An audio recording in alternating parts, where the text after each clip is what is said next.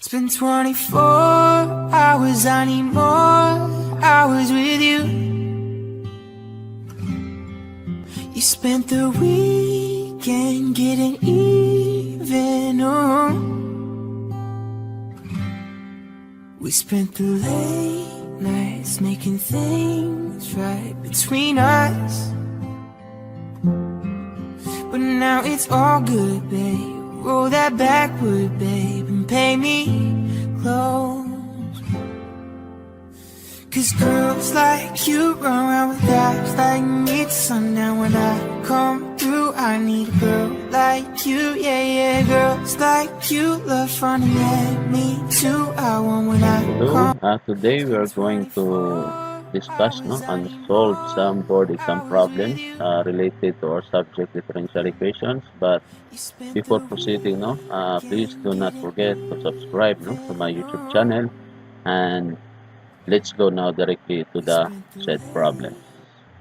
Okay, so we have here a simple problem in which we need to find our dx over dy and our dy over dx given this x equal now to y cubed over 3 plus y. So first we are going to consider this dx over this dy. Okay, so considering our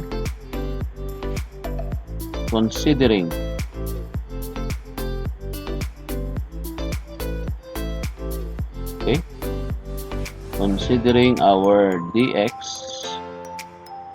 over dy. Okay, so from the given, x is just simply equal now to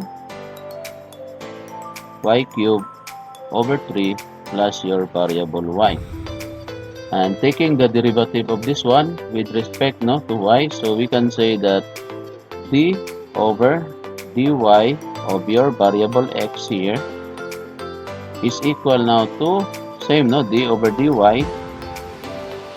over dy of your terms here, which are y cubed over 3 plus y. Okay, y cubed over 3, and this is plus y. So this is just equivalent of writing dx over dy, meaning the derivative of your x with respect to y, and this is just also equal to, we distribute this the derivative with respect to y to each term here, so this is also d over dy of y cubed over 3, then this is plus, and we have here d over dy of your variable y. Okay, so after that one, we have this form of this equation. Dx over dy is equal now to, we may separate the constant here, so this is d over dy of your 1/3 times your y cubed, okay, plus your d over dy of your variable y. Okay, so after this one, from here you may select which is comfortable to you. You may have some choices here. If you want to decide, example, we take into this d over dy of your we put constant c times example in this one is y.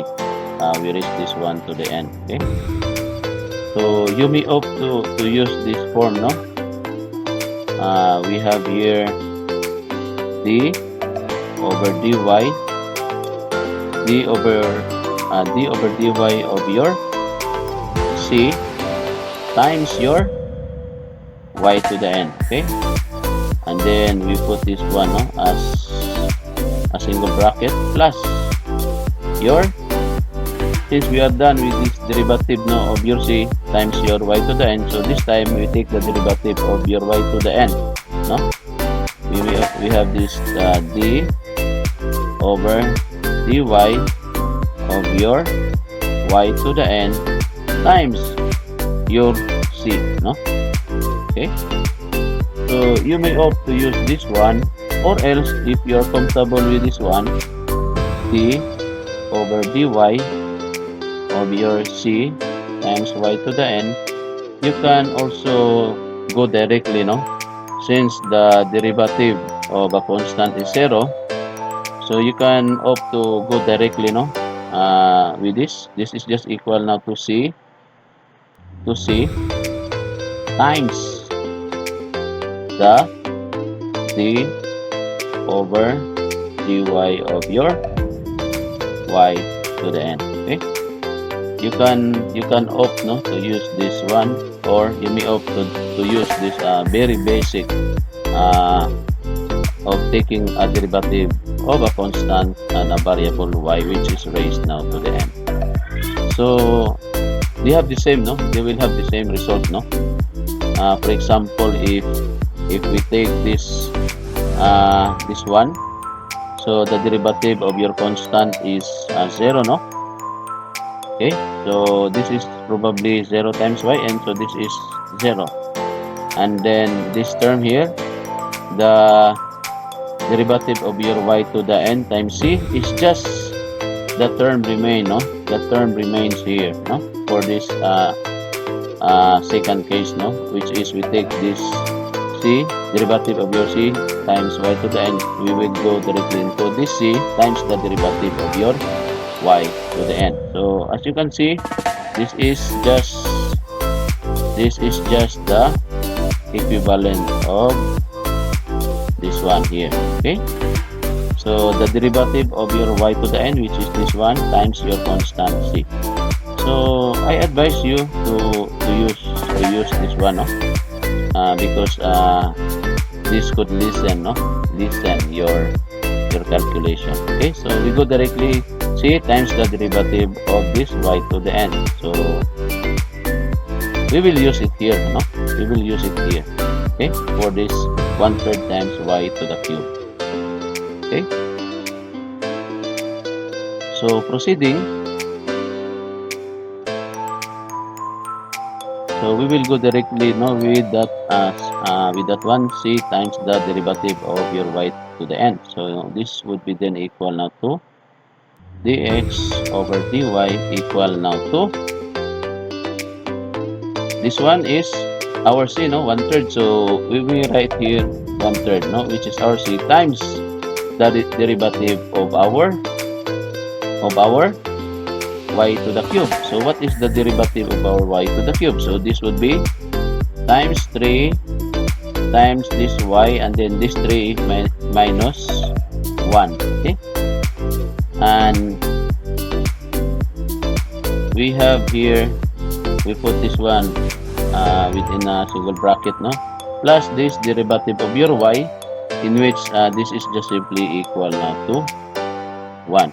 When you say d over dy, meaning the derivative of your y with respect, no, to y, meaning your denominator dy, meaning your y is a variable, no? Your y is a variable. When you say d over dx, meaning your x is a variable. But when you say d over dy, meaning your y is your variable. Okay, so just remember that one. So simplifying this, so we have dx over dy equal now to, this one will be cancelled out, so remain is this y squared plus your 1. Okay, so we are done with dx over dy, in which we will find this one according to this problem, dx over dy. So this would be now our answer, no, for the first question. So how about to find dy over dx? So simply you can derive, no, this dy over dx out of this dx over dy, no. So for our dy over dx, so we just simply use this equation, no, dx over dy is equal now to y squared plus 1. So this is just simply also equal now to y squared plus 1 all over 1. Okay, so from this we can get we cross multiply, so to get this dy over dx form. So to get this form out from this equation, so we have here dx over dy equal now to this y squared plus 1 over 1. So cross multiplying,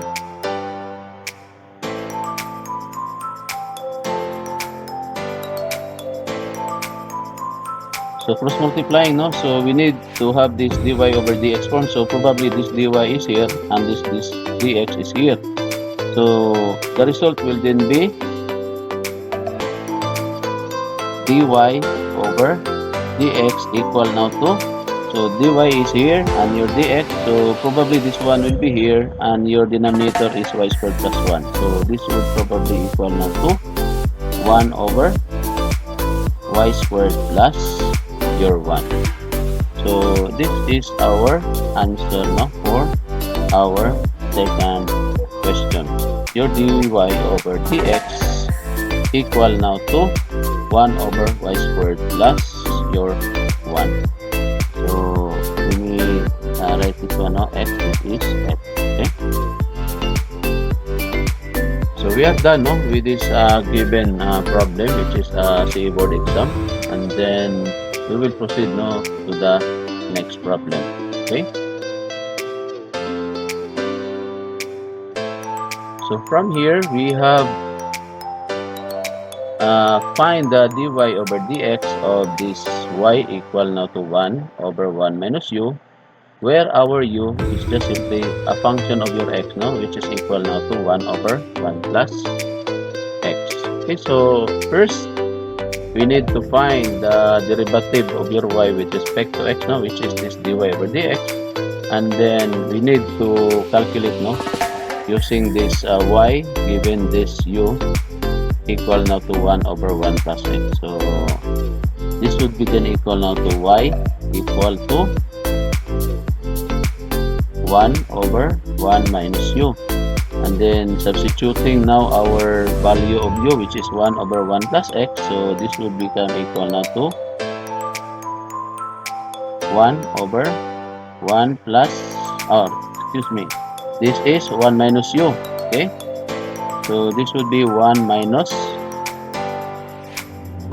this is 1 minus your u, which is this 1 over 1 plus x. Okay, so we may put this one inside the parentheses. So 1 over 1 plus your x.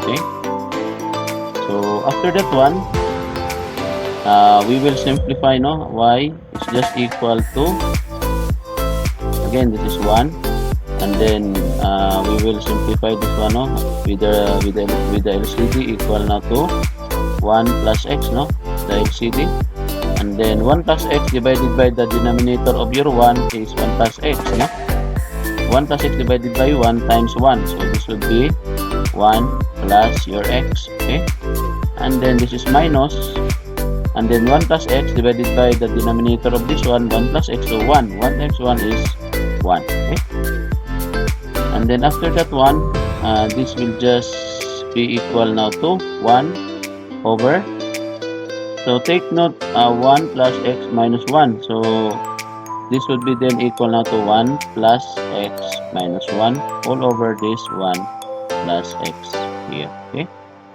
and y is just simply equal then to 1 over, so this will be cancelled out now, 1 minus 1 is 0, so remain is only the variable x, so this is x over your 1 plus x. Okay, so therefore we can say that your y is just simply equal now to the reciprocal of this one, this one times the reciprocal of this one, so this will be equal now to 1 plus x over your x, or this is just equivalent also to each term, we divide by x, so this is 1 over x plus x over x is 1. Okay, so 1 over x over 1 over x plus your 1. So our y is just simply equal now to 1 over x plus your 1. And then after that 1, we take now the derivative, okay? Take the derivative, okay? Take the derivative, okay? So dy over dx, so we can say that the derivative no with respect to x of your y here, which is this one, is equal now to the derivative no with respect to x of this quantity here, 1 over x plus your 1, okay? And this is just equivalent to dy over dx, which is equal now to, so we will distribute this one individually, no? D over dx of your 1 over x plus your d over dx of your constant 1, in which derivative of a constant is just simply equal to 0, okay? So proceeding now, so your dy over your dx is just simply equal now to your d over dx of this quantity 1 over x, okay? Okay? So you can use, no? You may opt to use in this form, no? By the way, before solving this one, you may opt to use, no? This d over dx of this form u over b, no, you may opt to use this one, in which our derivative of this u over b, which is in this form, is just equal now to b, this b times derivative of your u, b du minus your u times the derivative of your db all over the squared of your b. So you may opt to use this one, no? Or else one thing, no, I want to introduce is, if we are going to use this one, no, given this 1 over x, so we will have this form here. So we can say that your d over dx of your 1 over x is just simply equal now to b. Our b is your x, okay? X, and derivative of your u, our u is 1, so the derivative of a constant is 0, so this is 1 times 0, minus your u is 1 times the derivative of your b, which is x, so the derivative of x is just simply equal now to 1 all over your b squared. So your b is your x, so this would be x squared, okay? So therefore this is just simply equal now to negative, this is 0 minus 1, so negative 1 over x squared, okay?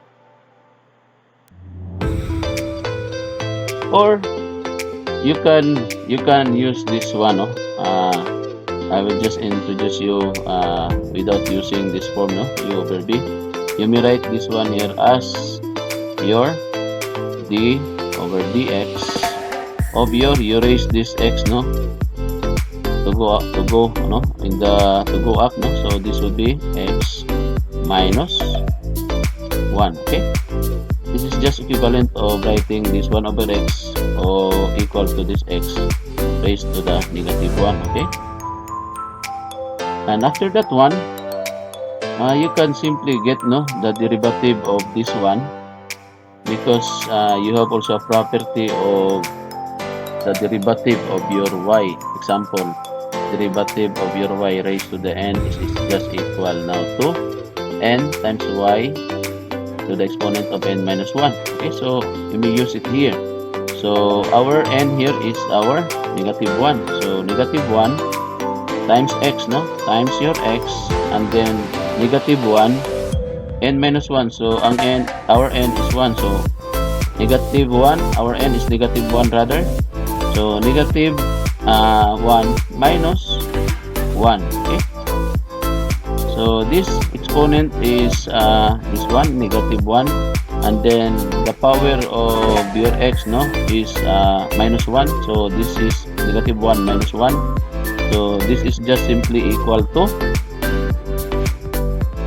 dy over dx is equal now to negative 1 times your x raised to the, this is negative 1 minus 1, so this is negative 2. Okay, so therefore we can say that your dy over dx is just equal now to negative 1, and then we move this one down, so this is equivalent of writing 1 over x squared. Okay, so this is just simply equivalent to dy over dx equal now to negative 1 over x squared. Okay, so which is just the same, no, from this negative 1 over x squared. Okay, so it's up to you, no, if which is more comfortable with you, if you're going to use this one or this form u over b. So this would be now our answer, no, for this given equation.